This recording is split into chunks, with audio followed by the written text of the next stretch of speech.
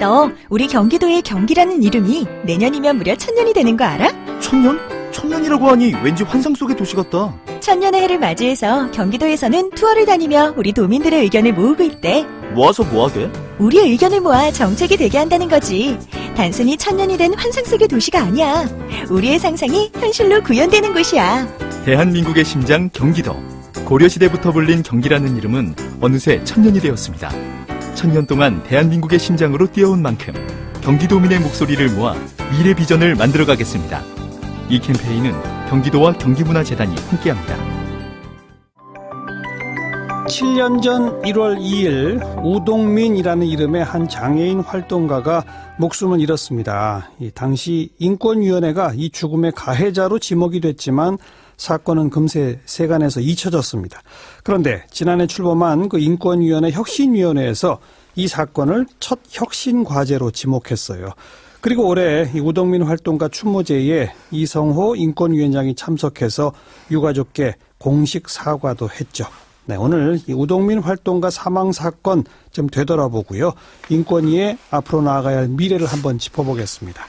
우동민 열사 추모 사업회의 이원교 회장 오늘 모셨습니다. 회장님 어서 오십시오. 네, 반갑습니다. 네. 그리고 이번에 인권위 혁신위원회 한 분으로 활동하고 계신 명숙 활동가 어서 오십시오. 안녕하세요. 네. 우리 이원교 회장께서는 우동민 열사하고 오랜 친구분이시라고요. 네, 그렇습니다. 91년도에 장애인 생활시설에서 만났습니다. 장애인 생활시설에서? 네. 우리 이원교 회장은 지금 어떤 장애를 갖고 계시죠? 뇌손마비 장애 2급입니다. 우동민 씨도 비슷한 장애였던 것으로 알고 있는데. 예, 그렇습니다. 그렇죠. 예. 자, 우리 우동민 활동가 사망 사건에 대해서 좀 모르는 분들이 많기 때문에 아무래도 이원교 회장께서는 조금 말씀도 어려우시고 하니까 명숙 위원께서 이번에 조사를 해본 결과를 가지고 좀 간략히 소개해 주세요. 7년 전 어떤 일이 어떻게 있었던 겁니까? 2010년에 이제 장애인 활동가들이 현변철 위원장 사퇴와 네. 그리고 장애인 활동보조지원법 이명박 정부가 예고한 것이 원래 논의됐던 것보다 후퇴한 안이 입법 예고가 됐어요. 네네. 그래서 가짜 복지, 가짜 인권 이런 이제 주장과 규탄을 하면서 인권위 농성을 들어갔어요. 인권위원회 사무실을 정보해서. 네, 예. 정보 농성을 했고 11월 20일부터 12월 10일까지 했습니다. 네. 예, 근데 12월 3일부터 12월 10일까지 인권 침해가 일어나요. 이제 어떤 인권 침해요? 엘리베이터 작동을 중단을 시키고 왜냐하면 대부분 휠체어를 타신 장애인 분들이 많은데 이동할 수 없도록 하는 거죠. 그리고 출입을 제한해요. 그러니까 그 전까지 11월 22일부터 12월 2일까지는 서로 교대도 하면서 농성을 하는 거죠. 농성을 하는 거는 이슈 파이팅이라고 사람들에게 알리기 위한 거잖아요. 그렇죠. 그러려면 이제 사람들에게 알리기 위해서 농성을 하는 건데 출입 제한을 하고 활동 보조인도 출입을 제한하고 2명으로 제한을 했어요. 네. 그리고 뭐 난방도 한번 끊고 뭐 이런 게 있어서 이런 인권 침해 행위를 그것도 인권 전담 기관이 인권위원회에서 인권위원회에서 그런 게 벌어졌는데 네, 그런 중에 12월 6일 그러니까 난방이 중단되고 그 다음 날 우동민 활동가가 응급차에 실려갑니다. 응급차에? 네. 그리고 나서 어떤 증상으로요? 고열과 이제 복통을 호소해요. 이게 이제 흔히 얘기하는 폐렴 증세겠죠. 어쨌든 그래서 병원에 갔다가 그리고서 11월 22일에 병원에 다시 이제 실려가고 1월 2일 날, 그 다음에 1월 2일 날 사망하는 그런 사건입니다. 사망 원인은 뭐였습니까? 사망 원인과 관련해서 이제 원인에 대해서 알 수 없기, 그러니까 원인에 대해서 당시에 저희는 난방도 중단하고 그 활동 보조인 출입 통제도 하고 그래서 예전에는 교대하면서 점거 농성을 했지만 그 당시 12월 3일부터 10일까지는 그러지 못했던 거잖아요. 그러니 건강상에 당연히 악영향을 미쳤겠죠. 그래서 인권위 책임이 있다라고 얘기하는데 인권위는 자기가 한 게 아니라 다른 원인이다. 그 농성 끝나고 한나라당에 가지 않았느냐. 한나라당 집회에. 그러니까 인권위가 잘못해서 사망한 게 아니다라면서 책임 회피를 하고 은폐를 했었죠. 더 추가해서 말씀하셔도 될 것 같아요. 이원교 회장님께서도 그때 그 인권위원회 농성에 같이 참여하셨나요? 네, 그렇습니다. 난방을 끊고 전기도 끊고 혹시 그랬어요? 전기도 끊었습니다. 그럼 지금 타고 오신 것도 전동 휠체어인데 네네. 전동 휠체어는 이게 충전을 해야 되잖아요. 네네. 그것도 안 되는 거 아닙니까? 그렇죠. 그러니까 아주 최악의 인권 침해가 일어났던 거죠. 그 농성장에서 그럼 화장실 왔다 갔다 하는 거나 식사나 이런 것들이 가능했어요? 어땠어요, 그때? 지금 몇 가지 말씀을 해주셨는데 사실 이보다 더 심각했습니다. 식사를 1층에서 다른 활동가들이 배급을 하러 들어가려고 했었는데 네. 식사 배급도 차단을 하고 활동 보존도 못 들어오게 막고 거의 반나절을 활동 보존도 없이 그리고 식사도 못하고 그렇게 지내다가 치열하게 싸웠죠. 위에서 아래서. 네. 그러다가 결국 이제 인권위하고 합의를 본 것이 네. 활동 보조인들은 남성 한 명, 여성 한 명 교대로 들여보내주겠다. 그래서 식사 배급이 시작이 된 거고요. 네, 네. 전기와 난방은 뭐 계속 차단돼 있었고요. 예, 추가 설명을 하면 예. 그러니까 인권위가 이제 저희가 추가 조사가 필요하다는 게 그런 건데요. 당시에 전기와 난방을 끊은 적이 없다. 이제 특히 전기와 관련해서는 끊은 적이 없다라고 얘기하는 네. 근거는 이제 자료가 없기 때문이기도 하고, 네. 예, 그리고 전기를 끄는 거는 저희가 이제 조사를 했을 때 당시 인터뷰했던, 그러니까 농성했던 11층 배움터에 8명의 중증 장애인 활동가가 있었고, 그리고 이제 활동보조인을 2명으로 제한해서 들어갔잖아요. 예, 예. 그랬기 때문에 이제 그분들의 증언을 다 조사를 했었는데. 전기가 끊긴 거는 이제 하루 이틀 정도라고 합니다. 네, 그래서 네. 그럼 하루 이틀 전기를 끄는 거는 의도적이든 실수이든 의도성이 있는가 없는가 무관하게 있는 거잖아요. 근데 예. 그거에 대해서 줄곧 끄는 건 아니다. 이제 그런 주장을 해요.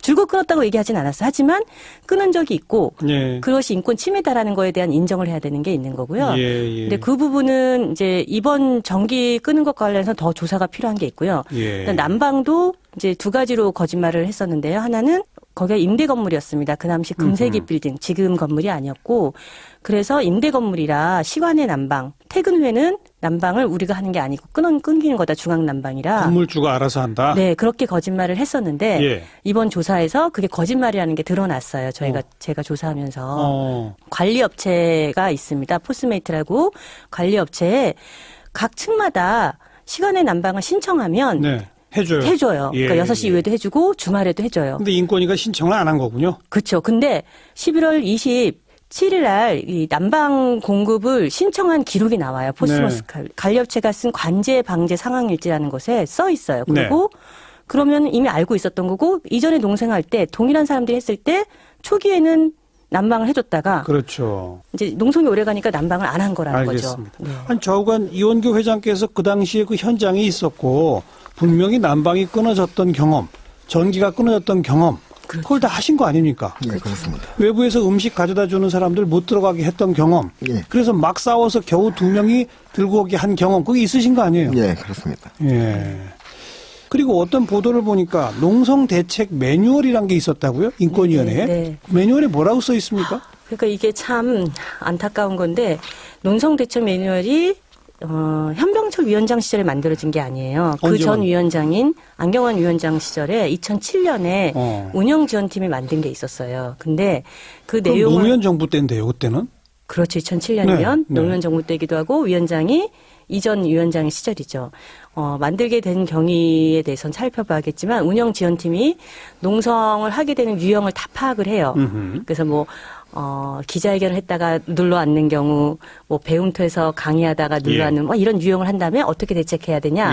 이랬을 때 뭐 대화를 일체 중단한다, 뭐 출입을 통제한다, 뭐 이런 얘기 쭉 써 있는데 거기에 전기 난방 얘기가 있어요. 그거 식사 반입 통제, 출입 경찰 협조 요청, 출입 용제가 있습니다. 이게 문제가 되는데 그러나 이 운영지원팀에 만든 농성대책 매뉴얼을 그 전 위원장, 그러니까 안경환 위원장 시절에 쓰지 않았다는 거죠. 근데 현병철 위원장이 2010년 장애인 활동가들이 농성할 때 그때 그 썼다는 거죠. 매뉴얼을 그대로 적용을 했다. 그렇죠. 네. 그래서 일단 이거 자체를 폐기하라는 공고를 내린 겁니다. 예. 그 혁신위원회 이런 조사 결과 인권위가 그러한 비인권적 행동을 했다. 것이 밝혀졌고 인권위원장은 추모제에 가서 사과하라 네네. 권고했고 직접 와서 사과했습니다. 우리 이원교 회장 바로 얼마 전 며칠 전 그 추모제에 이성호 위원장 만나셨죠? 예, 만났습니다. 고개 숙이고 사과할 때 기분이 어떠셨습니까? 7년을 기다렸죠. 7년을 기다렸다. 예. 소리 없는 투쟁이라고 저는 말씀을 드렸는데 네.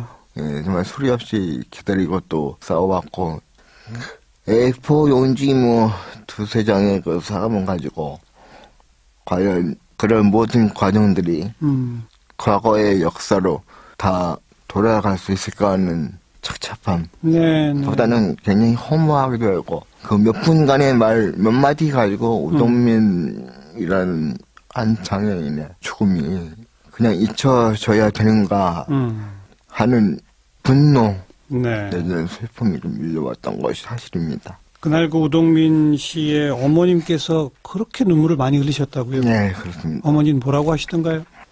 어머님의 슬픔이 뭐 이를 말할 수 없었겠죠. 그러나 뭐 이성호 위원장한테 사과해서 감사하다. 그리고 두 번 다시 이런 일이 없었으면 좋겠다. 네. 딱 그 두 마디. 그런데 이제 더 가슴 아팠던 것은 아들이 죽고 나서 당신의 꿈에 한 번도 나타나지 않았다. 아드님이. 예, 꿈이라도 한번 보았으면 좋겠다. 하시면서 많이 우셨어요. 네.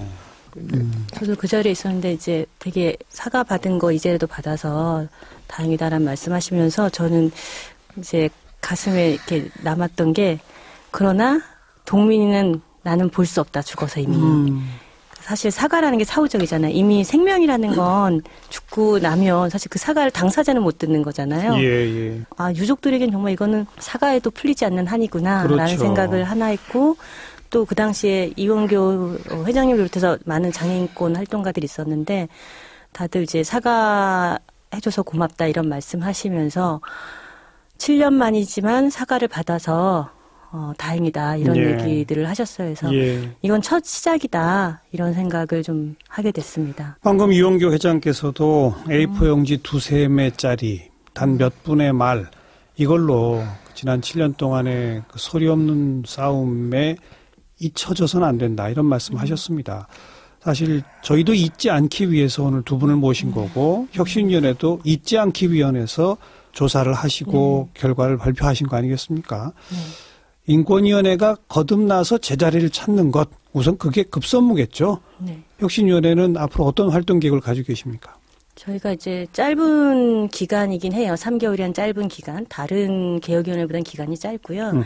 그러긴 하지만 어쨌든 인권단체들이 계속 얘기했던 인권의 혁신과제들이 있습니다. 예를 들면 이렇게 됐던 게 아시다시피 현병철 위원장이라는 무자격 위원장과 그리고 그걸 주도했던 이제 손신길 사무총장이라고 내부에서 이제 이 관료와 주도적으로 줄서기를 했던 이런 고위 간부에 의해서 이런 게 조직적으로 이루어진 거는 인권위가 인권 옹호자라기보다는 관료화가 더 심해졌고 그리고 정부의 입맛에 맞는 인권보다는 입맛에 맞는 역할을 하려고 인권위원장을 인선했기 때문에 인권위원 인선 절차의 개선이라든가 인권위 직원들이 관료가 아니라 인권 옹호자로서 거듭날 수 있는 변화와 교육 이런 것도 좀 필요하다고 생각해요. 그리고 저는 이번 권고가 꼭 장애인 단체들에게만 의미 있는 게 아니라고 생각해요. 당연하죠. 왜냐하면 이제 유엔 기준으로 하면 국제 기준으로 하면 이렇게 우리 운동하시는 활동하시는 분들 혹은 이제 뭐 작년 강화문 퇴진 투쟁이든 이런 것들이 다 인권 옹호 활동이에요. 그래서 그 옹호 활동하는 사람이 최소한의 인간적 처우를 받도록 국제 기준에서는 그렇게 하고 있고 그게 이제 한국 정부의 권고한 사항이기도 해요. 얼마 전에 민주당사의 그 이영주 사무총장이 농성에 들어갔습니다. 근데 들어갔는데 거기도 똑같은 일이 벌어졌어요. 단식 논선이니까 더 건강에 취약하잖아요. 중증 장애인들이 건강에 대한 취약함과 같은 건데 그때 난방기구 올라가게 해달라. 전기가 안 된다고 해서 안 해준 거예요. 농성 장기화된다고. 그래서 이제 인권위에서 연락을 해서 우동민 사건을 얘기하면서 지금 우동민 건도 이런 시간의 난방에 대해서 적극적 조치하지 않는 것이 지금 인권 침해로 조사 중인 걸로 아는데 어떻게 생각하냐라고 하니까 바로 이제 난방기구나 침낭을 올라가게 했어요. 사실은 중지하기 전에 먼저 했어야 맞는데 우리 사회에서는 지금 이런 게 기준이 없는 거죠. 여당인 더불어민주당도 그렇죠. 인식이 없는 정신이 거죠. 없군요. 네. 왜냐하면 이때 우동민 사건과 관련한 진정을 더불어민주당 국회의원들이 많이 해주셨고 그래서 조사를 조금이라도 했었던 거거든요. 근데 정작 자신들에 대한 비판을 하려고 하는 농성자들에 대해서는 인도적 처우를 처음에 생각하지 않았던 거죠. 근데 알겠습니다. 이 사건을 얘기하니까 하게 된 거죠. 네. 그래요. 바로 그런 의미에서 기준점을 우리가 하나하나 정착시켜서 모든 공공기관, 정부기관에 반드시 적용되도록 완성을 시켜야 한다. 맞습니다. 그게 앞으로 예. 우리한테 남겨진 과제 맞습니다. 아니겠습니까? 이영규 회장님, 이제 앞으로는 조금 어떻게 기대가 되십니까? 아직 멀었습니까? 어때요? 정말 기대하고 싶습니다. 네.